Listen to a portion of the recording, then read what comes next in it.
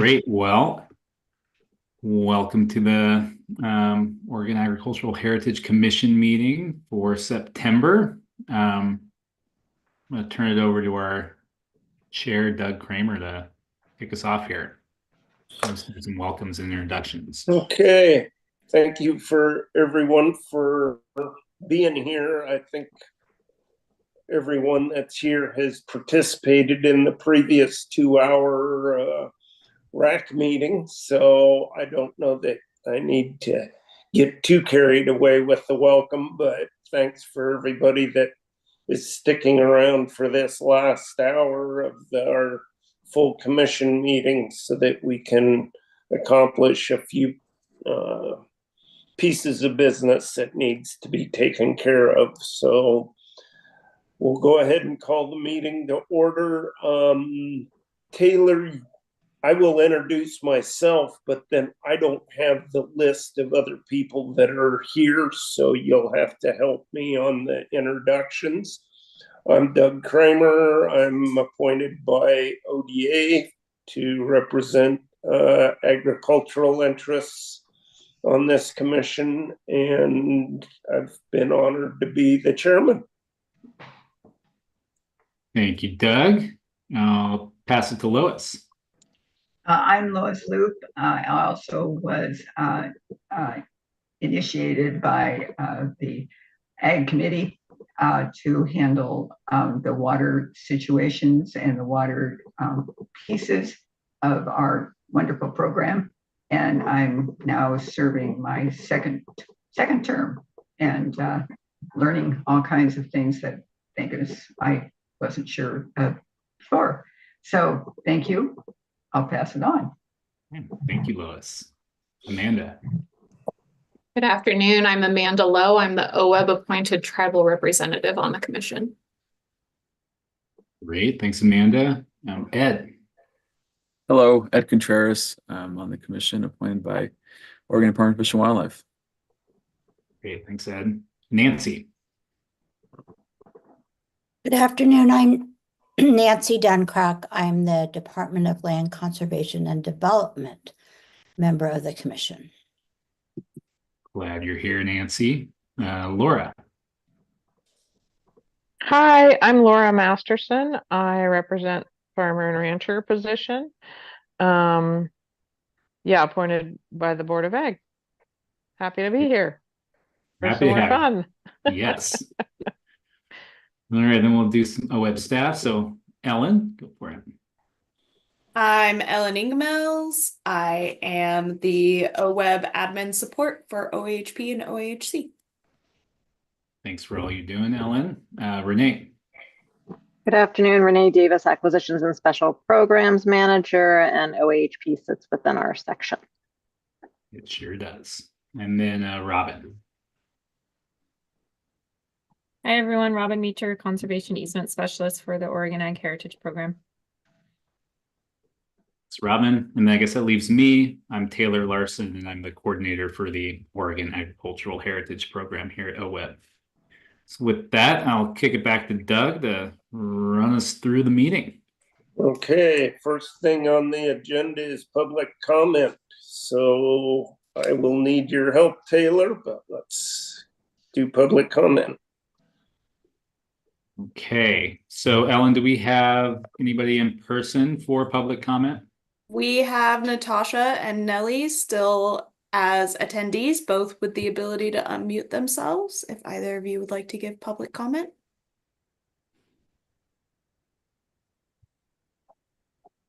And hearing nothing, no, I think we have nobody here for public comment. Okay, so we could move them back into participant then. And thanks for joining us. Taylor, do you want to touch briefly on the written comments? Or I can, either one is fine. Yeah, we feel free to go for it, Renee. If you have them up. I do. So we had 4 public comments that we received. All were focused on, and I think this is getting back to what Nancy mentioned during the RAC meeting, focused on the methodology for payments for practices for the conservation management plan implementation. So 3 of those comments you actually had seen previously. we had received input from Oregon Association of Conservation Districts, ORCAN, and then and multiple entities, and Anthony Myant, I think is the correct pronunciation, provided those comments, and they absolutely helped inform what we'll talk about shortly in terms of the final revisions to the payments for practices methodology that Highland Economics developed for us. So thanks to all of the commenters on that front for, I think, asking some great questions about the methodology and payment rates specifically for carbon values. We did receive a new public comment from the Habitat Institute just describing to the commission an alternate methodology that exists around fish and wildlife habitat mitigation that was developed primarily for the Vaudeville Power Administration's Willamette Wildlife Mitigation Program. So we appreciate the reminder about the existence of that methodology, understand that there are connections to some pieces theoretically in terms of the fish and wildlife benefits under the CMP methodology, and also recognize that that particular methodology from the Habitat Institute was built for some fairly different purposes related to mitigation, large-scale mitigation for Bonneville Power Administration, although it's been used in other contexts too. So always helpful to know what other tools and resources are out there that can complement what we've developed in terms of the CMP specific methodology for Oregon Ag Heritage Program. So I think that covers it, Taylor, unless there are any pieces from public comment you I'm want to glad add. you did that. Thank you, Renee. Yep. Okay, so yeah, that's the public comments. And now, Doug, I think you're moving into adoption of minutes. Yes, we are review and adoption of the minutes of the last meeting. Everyone should have received those. Did anybody have issues or changes that they would like to make to those minutes?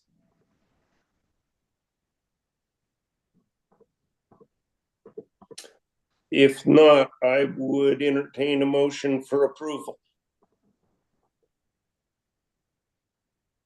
I move to approve the minutes from the last meeting. Thank you, Amanda. Is there a second? I Second. Oh, sorry.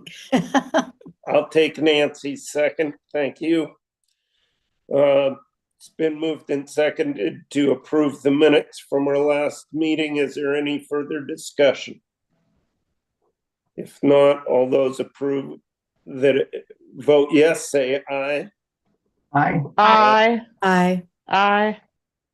Is there any opposed? Is there any abstentions? We approve the minutes unanimously.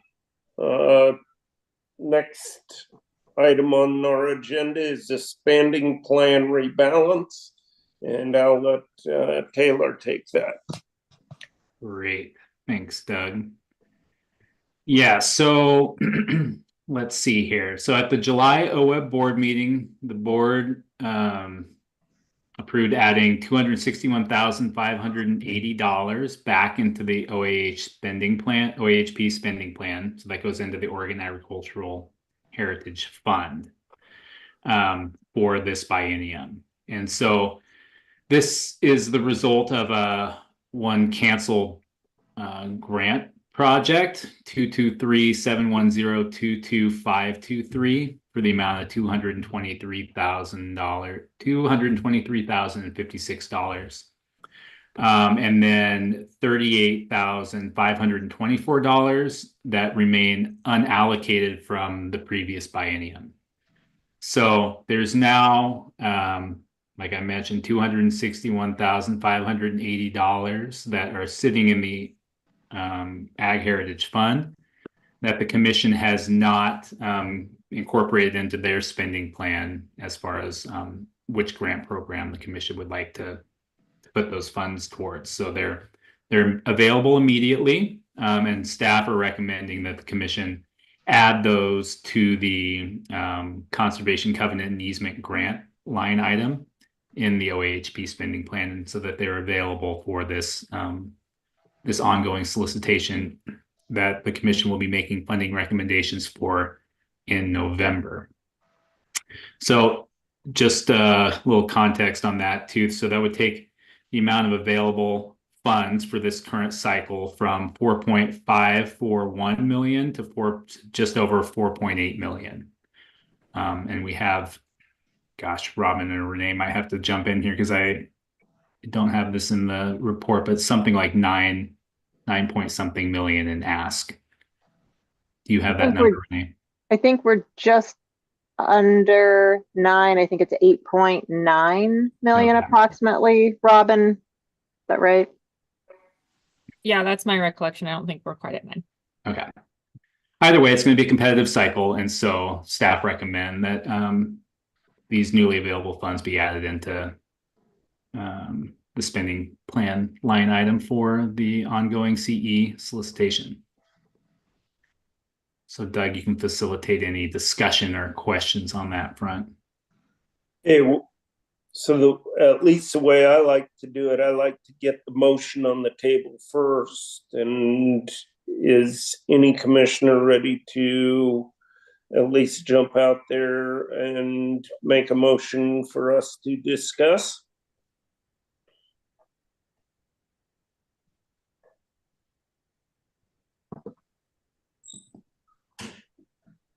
Okay, does anybody want to have discussions before we make the motion?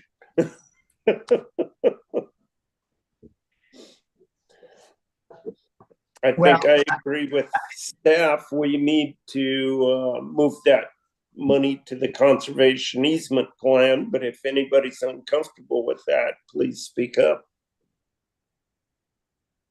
Lois, I'll make a motion that we move these funds into the conservation easement, conservation covenant program. And I would second that. Thank you, Nancy. Thank you, Lois. Got a motion that's been both moved and seconded. So, anybody uncomfortable with that, or does anybody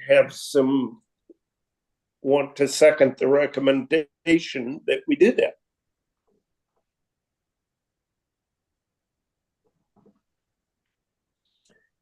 I can add a little context that I left out in the beginning if we want to draw this out for a second. So the board will likely be considering adding additional funds to the OAHP spending plan at their October meeting. So the commission will likely have the chance in November to add additional funds back in to the spending plan, potentially into the easement pot as well. So we'll get to do this one more time, most likely. Always good to know. Yeah. Okay, so we got a motion, we got a second. Any further discussion?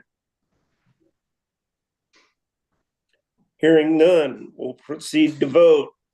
All those in favor say aye. Aye. Aye. All those opposed, same sign. And is there any abstentions? Hearing none, the motion has passed. Our next item on our agenda is economic values to support the OAHP payment for ecosystem services, which I think is the Highland Economics presentation. So go ahead, Taylor. Okay, so Nancy, this is where I kicked your question from way earlier too. So here we are, and we got plenty of time. And this is an information item that we have seen several times, and it's been a long time coming to the commission. And at our last meeting, we got a presentation from Highland Economics on the methodology. And as Renee was alluding to with public comment, so based on some public comment and some discussion at the commission meeting, we did make a few tweaks to the methodology. And when I say we, I mean Highland Economics made a few tweaks to the methodology based on that feedback, and have now submitted what is considered a final draft. And that's attachment A here. to your commission book. And so just want to make the commission aware that this now exists. The main change that was made based on what was presented last time was the value for carbon. So we did end up bumping that valuation up from $10 per acre or $10 per ton per year to $30 per ton per year to more closely align with the compliance markets in California and other existing programs that are out there, with the recognition that, as I was talking about in the RAC meeting to Dan's question is, the conservation management plan program doesn't have any enforcement mechanisms built into it. So the values that are reflected in the Highland report and are pretty conservative. And the reasoning for that, as is discussed in the report, is because of the uncertainty of the longevity of the practices. We just don't have any enforcement mechanism. But I guess all that being said, we're really excited to have this. And it is just a piece of the pie to get this grant program up and going. So what we're going to be doing now as staff is developing some guidance to go along with this methodology that's going to describe how we actually pay for the development and implementation of these conservation management plans. And this report from Highland Economics is going to serve as the sort of foundation for how we value the implementation of the plan on a year-to-year basis and over that 20 to 50-year timeline of a plan's implementation. So yeah, not too much to say on that front, except that is our current work, and we're really sinking our teeth into it now. This has been something we've been waiting to have this methodology finalized because everything else kind of flows from it. So we're working pretty closely now with our water and climate coordinator at OAHP on doing some outreach and engagement around the natural and working lands funds, which are the funds that we have available to us to implement the conservation management plan grant program currently. So there's a little bit of an extra process there that is somewhat related to this item, but is more related to how we actually are going about and implementing the grant program based on this methodology. So I just wanted to basically, the idea is that want to give the commission a heads up that this is now done, answer any questions that commissioners might have before this goes live. We're going to post it on our website, and it'll go out with all upcoming conservation management plan solicitation materials. And then to Nancy's question, how do we work with this going forward? I do think that's a healthy discussion to have, and we don't have to get it all figured out right now. But from here on out, it is our document to do with as best serves us in the program. And so, yeah, thinking about issues of as simple as inflation. We have payment rates in here that are static, that won't be as compelling 5 or 10 years down the road, given expected inflation rates. So those sorts of issues are going to be really important for the commission to engage on. And eligible practices. There was a methodology for getting practices eligible for payment within the methodology, but our understanding of impactful practices may change over time, or there may be a real need amongst the agricultural community for support with certain practices that would help us meet the purpose of the program that may or may not perfectly fit within the parameters of the methodology. So I think there's a role for the commission going forward, and it is not well defined, as a lot of things with the commission's work are. And so I think, yeah, if folks have thoughts on that front too, this would be a fine spot to kind of get some of those conversations rolling, and we'll be revisiting this on a regular basis. So with that, yeah, I guess any questions about the methodology itself or how we plan to use it,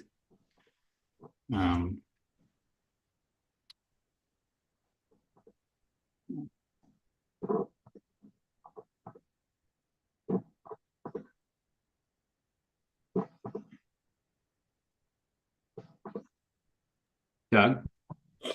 Yeah, so when it comes to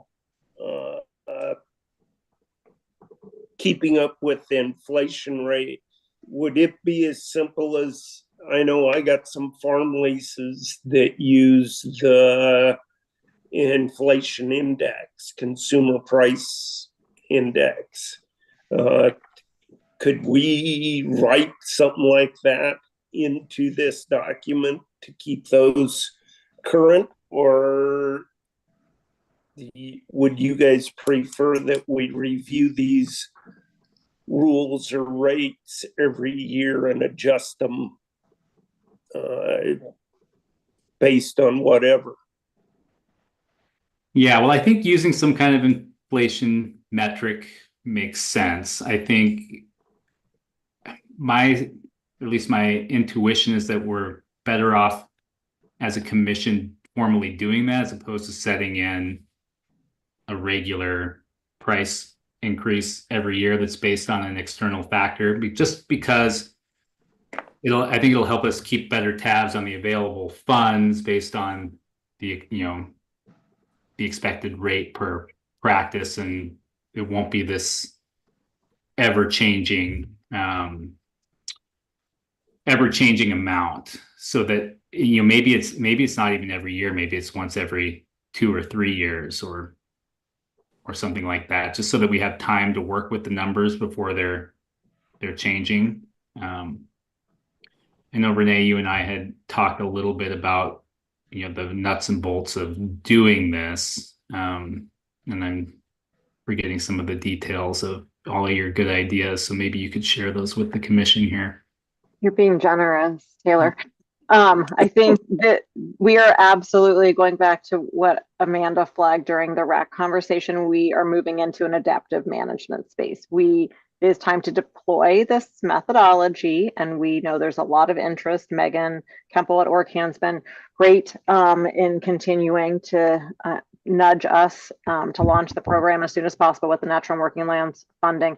I think, again, what we're balancing, some of what we talked about during the rulemaking conversation, is how do you provide enough flexibility for adaptive management on things like inflationary considerations, on new understanding of different practices, but enough certainty that we can, for example, engage in and execute a grant agreement with a plan holder so that we have enough solid information to start that relationship, provide grant funding. So that is what we'll be working through, is balancing what is the right cycle. Annual may be too quick and we're in a spin cycle and don't have enough time to kind of learn and understand, and 5 years may be too much time. So I do think Taylor's mention of kind of 2 to 3 year time frame and keeping the commission well engaged on this as we're learning, as we're considering something surprising with inflation as an example, to make sure that folks aren't faced with disincentives for engaging in the program. That is not what we want. And I think especially in these early years, we are just going to have to continue to watch and learn together and adaptively manage. Yeah, not to, I don't know, like air any dirty laundry or ask a question that we don't have figured out. But does OWEB have inflationary provisions incorporated into any grant agreements currently? Is that something we not in that particular format? I think we have contingencies, are the best analogy I would describe. This is definitely new territory for us. Okay, thanks for that. Mm-hmm. Amanda. I would just ask, by comparison, how, for example, NRCS adjusts their conservation practice rates over the years. I know, within their contracts, it's usually their implementation rates are based on the date that the contract is implemented, but they adjust those rates over the years. And I don't know if it's in time with the Farm Bill or some other metric, but they have a process in place that maybe we could build off of. Yeah, that's a really good point, Amanda. Thanks for that. Ed. Yeah, I was just going to respond from what I know, my experience with NRCS.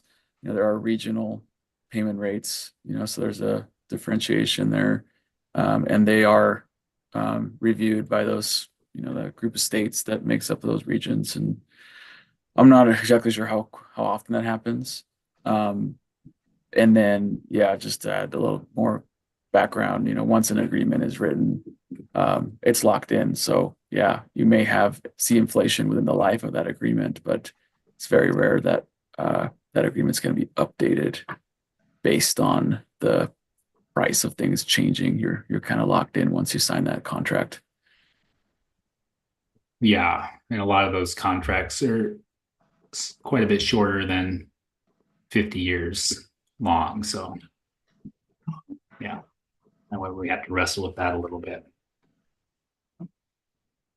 Great, that's super helpful. Appreciate that. And I think, that is something from our statute is aligning where possible with, existing conservation programs, including federal programs. So, we'll take a look at what NRCS is doing and can have that inform how we go about taking inflation into account.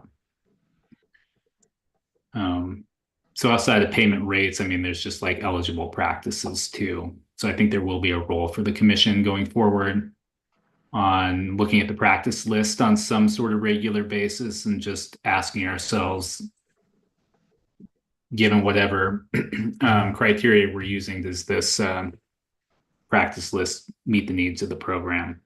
I'm not suggesting we do that now. I think it would be great to run the program once or twice with a practice list that is based on some kind of methodology. But I do think there's going to be a big role for the commission going forward on thinking about what are the types of practices we're trying to incentivize and to what end. So, Lois? Just a quick addition. The cost share rates that have been used for the practices by FSA and NRCS2 over the years have always been based upon what the actual cost was, and taken from that to see whether or not we need to push it up or pull it down or whatever. So it would just be another example of a set rate that changes based upon what is actually done on the ground. So that might be another thing that we could take a look at. Yeah, that's helpful. And it's also helpful to highlight, a key difference between at least like the cost share rates through a program like EQIP and the payment rates through the Conservation Management Plan program. Whereas the cost share rates through an EQIP contract are based on, like you're saying, Lois, the cost to implement the practice. Whereas what we're paying for is the expected, ecosystem service benefit of implementing the practice. And those I would expect to have a similar relationship to inflation, but it may or may not be the exact same methodology for calculating that. Considering that we're going at this as one of the few that I know of that's even taking this into consideration, yeah, it would be good to take some look around and see what other programs are doing as far as how long they hold rates, when those rates are redone, and that type of thing. But I do remember years ago, and Doug probably should too, when we first were doing the rules for this program, and it was brought up that farmers never were reimbursed for the things that they gave to the public free of charge, and that we felt it was time to take those things into account. I am delighted to see us finally doing that, to tell you the honest truth. So yeah, let's look around and see what some of the other rates are and how often they're changed. Okay. Yeah. Thanks, Lois.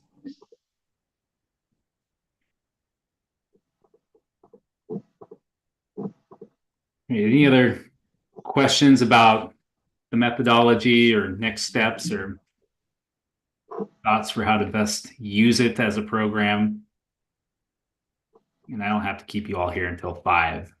It's not a requirement, but I do want to make, I mean, this has been a long time coming. This is a big body of work. And so just want to make sure that we all understand it and can work with it, because it is going to be a big part of our lives, I think, for a while. Yeah. Yeah. Ed, go ahead. Yeah, I just wanted to add to what Lois said. I mean, I did read the report a couple times now, the different iterations of it. And certainly, I mean, we could look at the rates and it's kind of like wordsmithing, right? Like what's the right fit? But at some point we need to pull the trigger and recognize that this is kind of uncharted territory. But it's been a request for a long time from a lot of producers, just as Lois said, how do we reimburse landowners for providing those ecosystem services? And we're kind of charting that right now and figuring out how to roll it out. And I hope we can take the next exit, so to speak, to make it happen and make that program go live.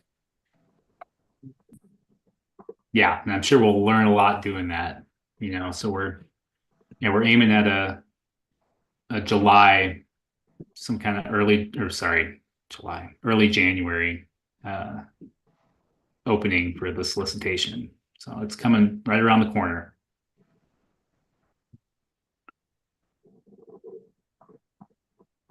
Cool. Okay. Well, this, I mean, like the rules,